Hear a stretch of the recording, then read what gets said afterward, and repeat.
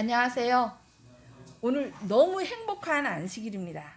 오늘 하나님을 사랑하는 예림이가 그 마음을 주님께 바쳐서 하나님의 자녀로 거듭나는 예식이 있는 날입니다. 그래서 오늘은 하나님의 자녀가 되는 법이라는 제목으로 말씀을 드리고자 합니다.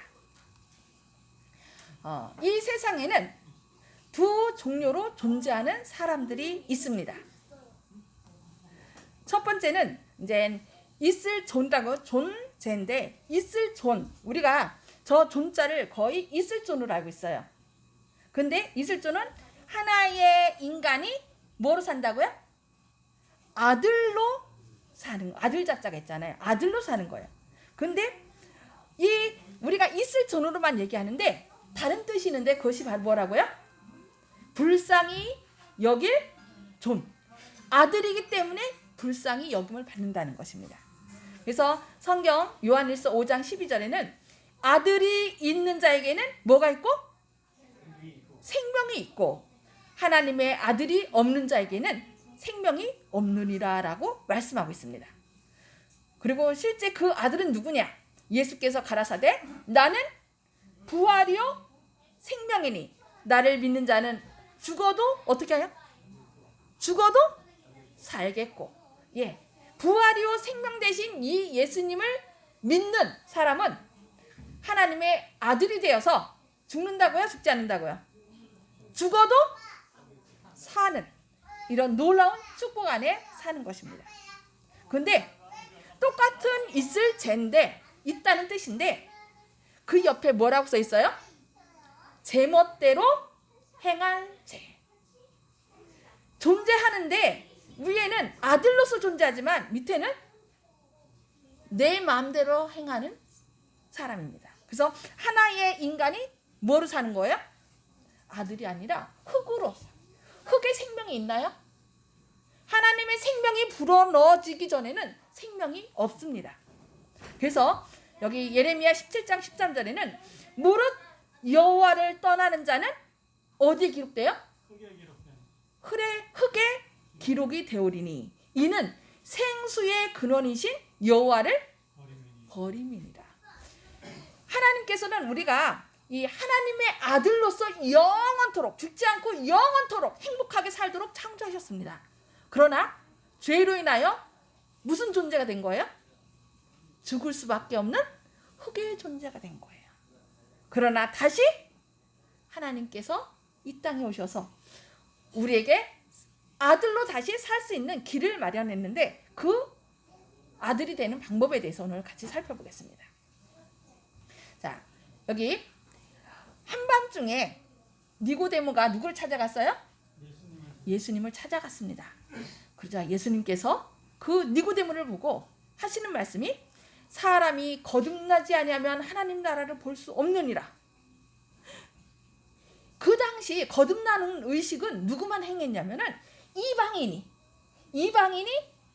유대인이 되기 위해서는, 하나님을 믿고 하나님을 경외하는 자가 되기 위해서는 거듭났어요. 그러니까 침례 예식을 했단 말이에요. 그 다음에 아니면은 세리나 창녀들, 그런 극악한 죄인들만이 다시 내가 내 삶을 이제 더 이상 죄 안 짓고 하나님 뜻대로 살겠습니다 하는 뜻으로 뭘 했던 거예요? 이 침례 예식을 했던 거예요. 그런데 이 니고데모에게 예수님께서 뭐라고 얘기를 하는 거예요?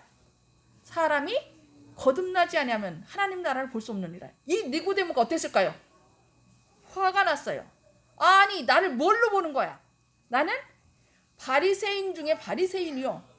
또 뭐였어요? 그 당시 산헤드린 회원으로, 오늘날로 말하면 국회의원이에요. 그리고 정말 일주일에 2번씩은 금식하고 매일 자선하고 이렇게 하나님 뜻대로 산다고 했는데 나를 뭐로 알고 거듭나라는 거야? 그래서 예수님, 내가 어떻게 엄마 뱃속에 나이가 이렇게 내가 늙었는데 엄마 뱃속에 다시 들어갔다 나와야 되나요? 그리고 얘기했던 것입니다. 그러자 예수님이 뭐라고 말씀하셨어요? 다시 얘기하죠. 사람이 물과 성령으로 나지 아니하면 하나님 나라에 들어갈 수 없느니라. 왜 사람이 물과 성령으로 거듭나야 되나요? 왜 그런가요? 아까 하나님의 존재에 대해서 썼잖아요. 그러니까 하나님이 아들로서 영광스럽게 영원토록 살도록 우리를 창조했지만 그 아들의 직분을 죄로 인하여 빼앗기고 무슨 존재가 된 거예요? 죽을 수밖에 없는 흙의 존재가 됐던 거예요. 그래서 예수님께서는 고린도전서 15장 50절에 한번 같이 읽어보겠습니다. 시작. 형제들아, 그러니까 이것을 말하노니 혈과 육은 하나님 나라를 유업으로 받을 수 없고 또한 썩은 것은 썩지 아니한 것을 유업으로 받지 못하느니라. 우리가 엄마 뱃속에서 처음 태어난 그 몸으로 하늘나라 갈 수 있다고요? 갈 수 없다고 얘기를 한 거예요. 다시 거듭나지 않으면 우리가 하늘나라 갈 수 없다라고 여기 말씀하는 것입니다. 그래서 여기 예레미야 13장 23절에는 구수인이 그 피부를 표범이 그 반점을 변할 수 있느냐? 있어요? 없어요. 그러나 여기 할 수 있을진데 악에 익숙한 너희도 선을 행할 수 있으리라. 이 얘기는 뭐예요? 반어법이에요. 그러니까 표범이 그 반점을 변할 수 있다면 악에 익숙한 너희도 선을 행할 수 있다라는 얘기죠. 그래서 여기 근데 한 이야기가 있는데요.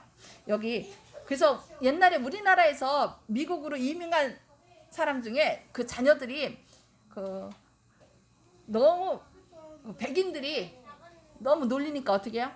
이거를 피부를 좀 희게 하려고 어떤 사람은 막 돌로 문질르기도 했대요. 진짜 잿물에다가 막 담그기도 하고 막 그랬대요. 그 정도로 아주 차별받는 것이 싫어서. 근데 그것이 돼요, 안 돼요? 안 돼요. 근데 여기는요, 이게 영국에서 있었던 일인데요. 5년 전에 나이지리아 살던 사람이 영국으로 왔는데 이 가족에게 한 아기가 태어났는데 누가 태어났어요? 백인이 태어났대요. 이런 일이 가능한가요? 유전학자들이 이게 도대체 어떻게 된 건가? 이 자녀가 이 아이 말고 또 있어요. 두 아이가 있는데 다 흑인이에요. 그리고 양쪽 집안으로 다 살펴봐도 뭐밖에 없어요? 흑인밖에 없어요.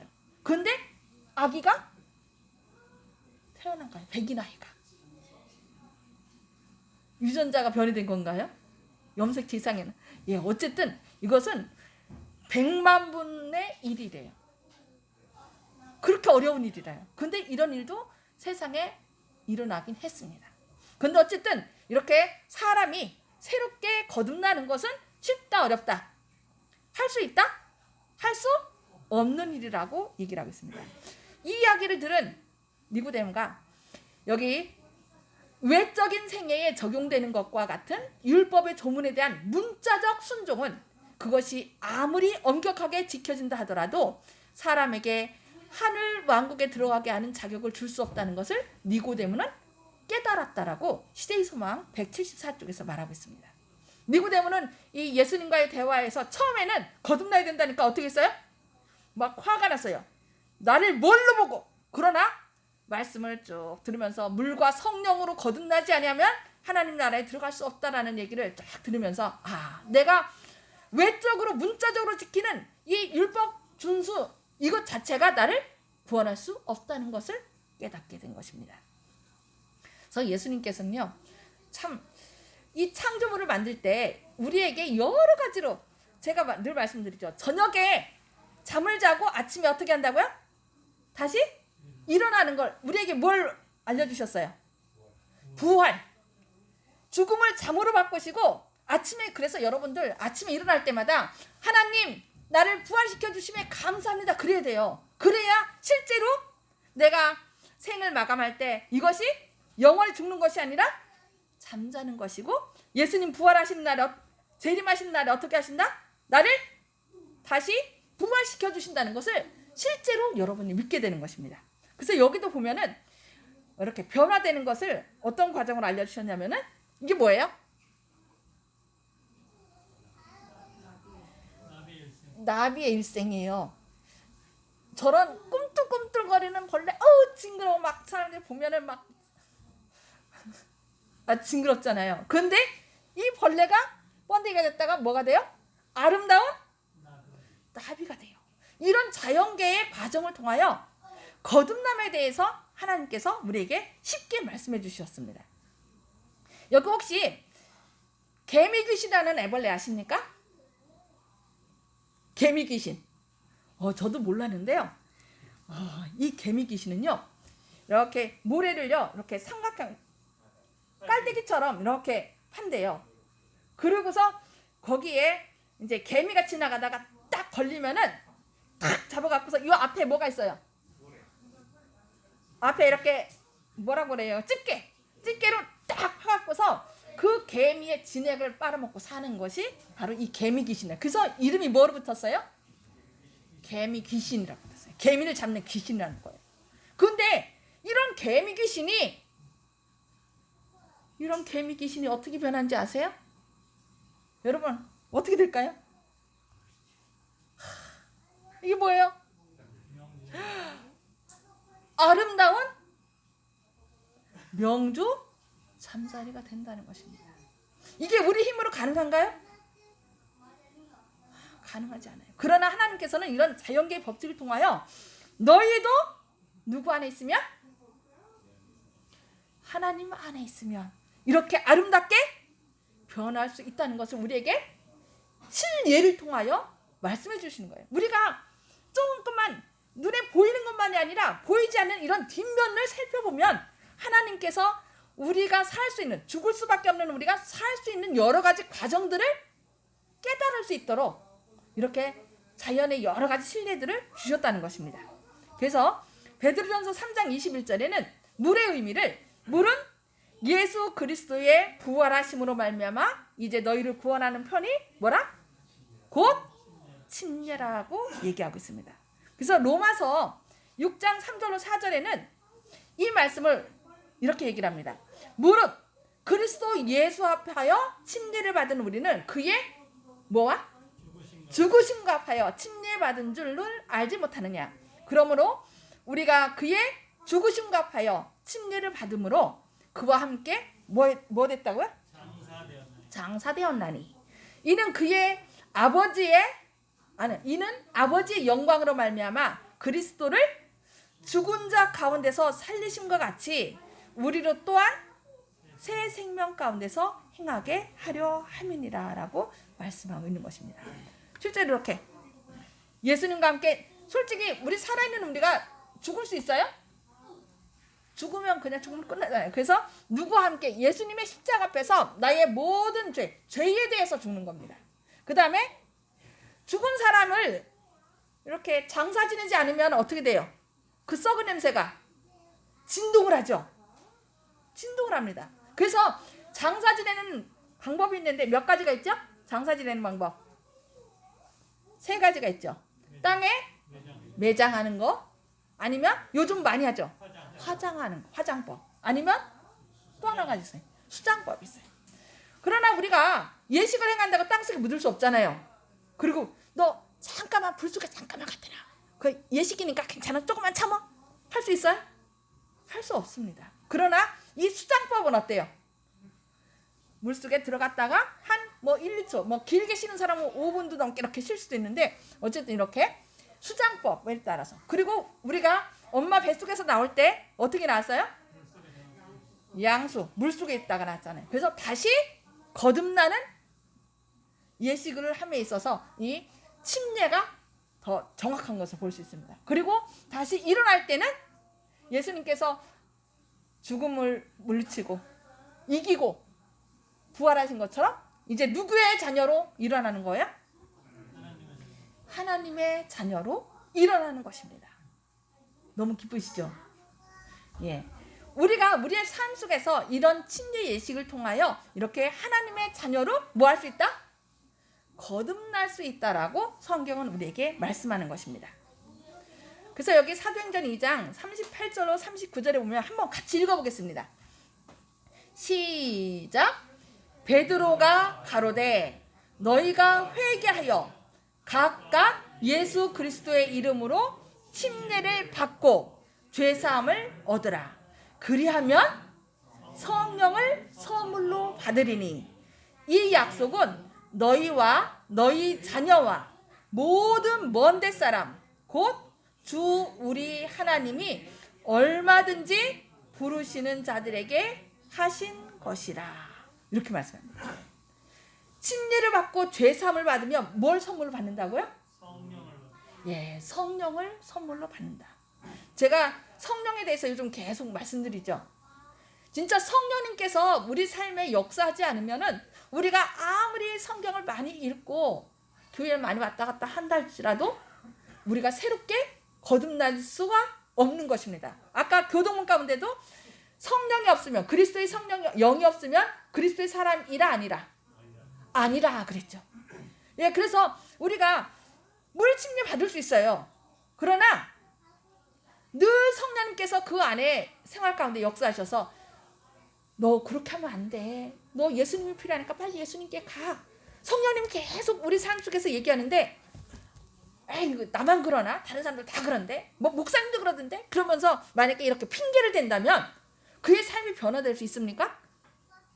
변화될 수 없다는 것입니다. 그러나 우리가 하나님의 약속에 의지하여 이렇게 회개하고 침례를 받고 죄사함을 받게 되면 하나님께서 뭘 부어주신다?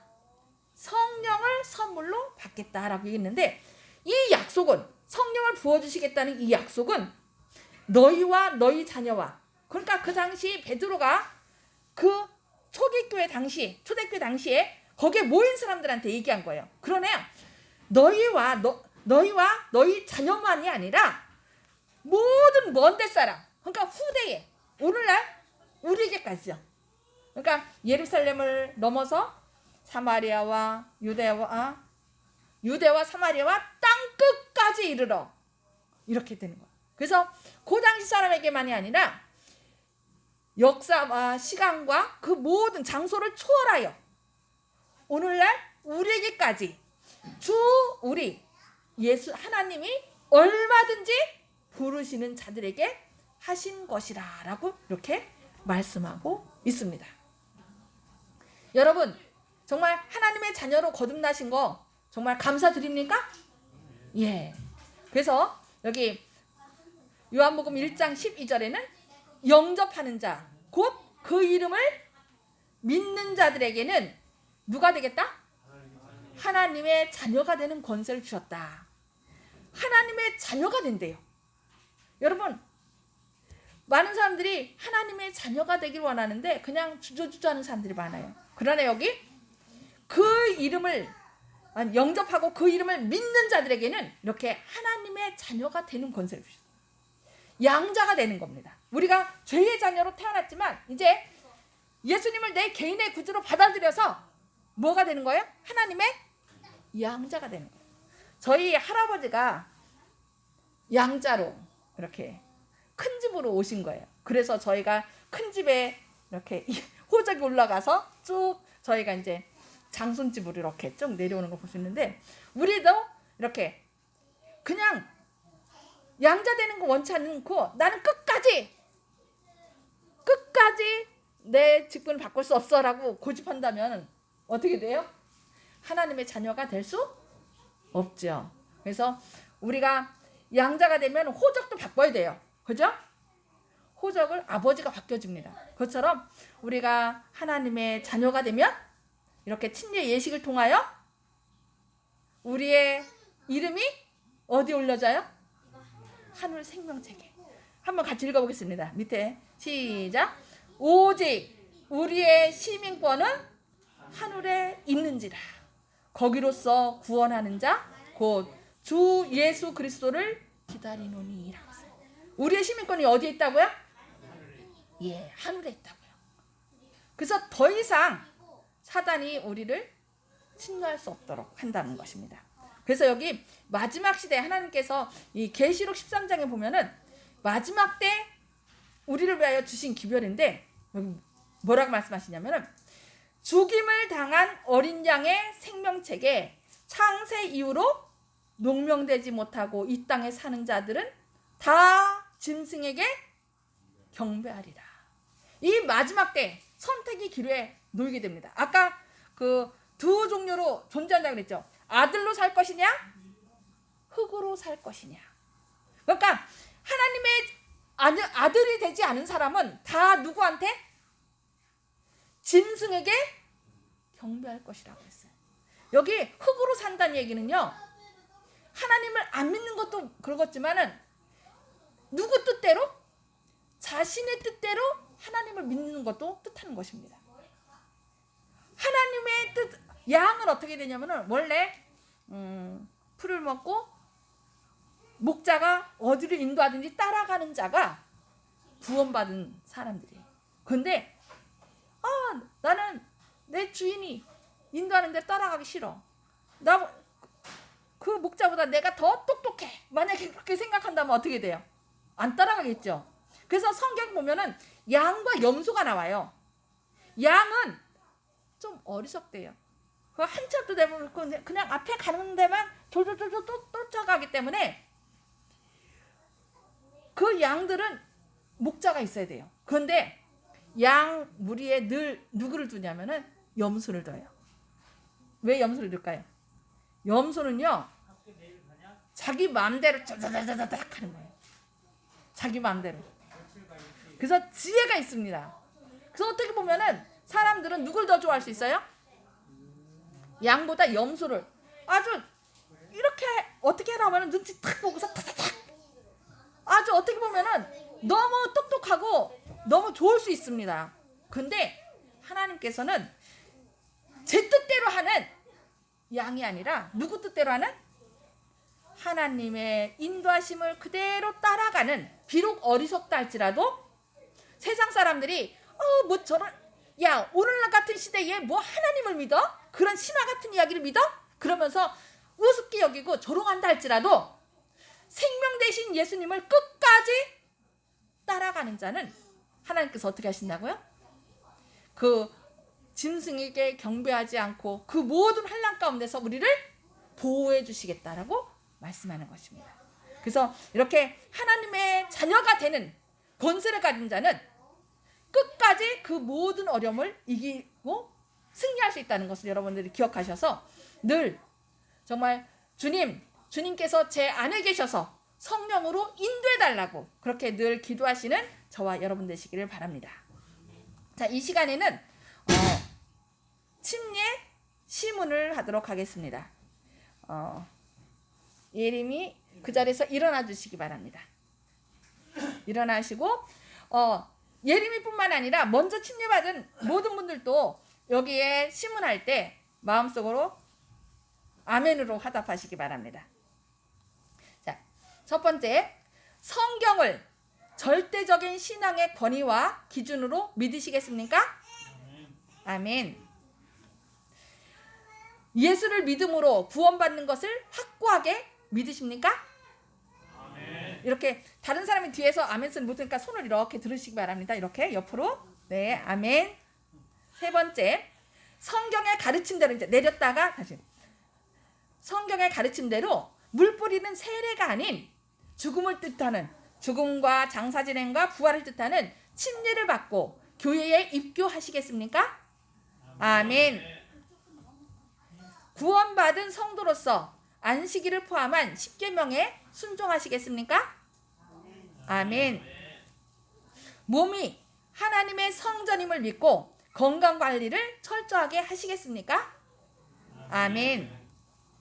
건전한 삶을 위하여 가정에서 지금 자녀죠. 자녀로서의 역할, 또 자라서 부모가 되면 부모로서의 역할, 자녀 교육을 중요시 하시겠습니까? 아멘.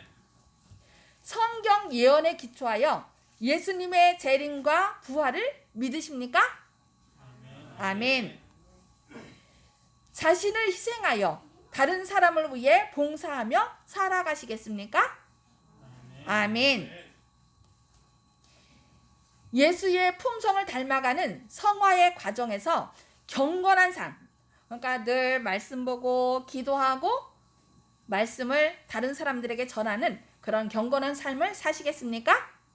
아멘.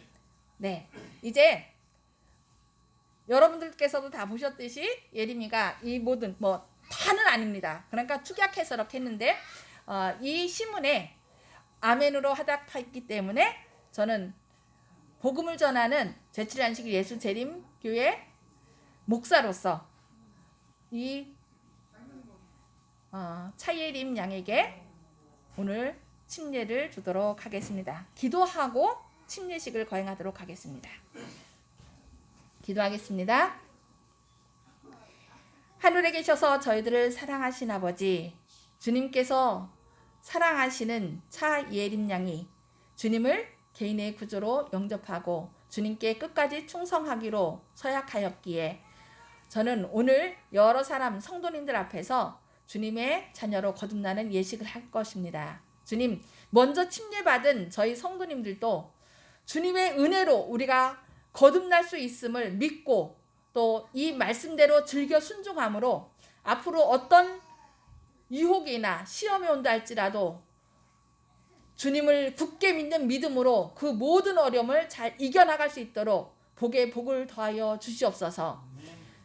시작하는 시간이 오니 이 예식이 마칠 때까지 저희 마음과 생각을 받으시고 또한 한 명이 침례받는 것이 의인 99보다 더 기뻐하신다는 주님의 약속대로 정말 오늘 이 차예림 양을 받으시고 온 우주가 함께 기뻐하는 예식이 될 수 있도록 주님 축복 더해 주옵길 바라오며 예수님의 이름으로 간절히 기도드리옵니다.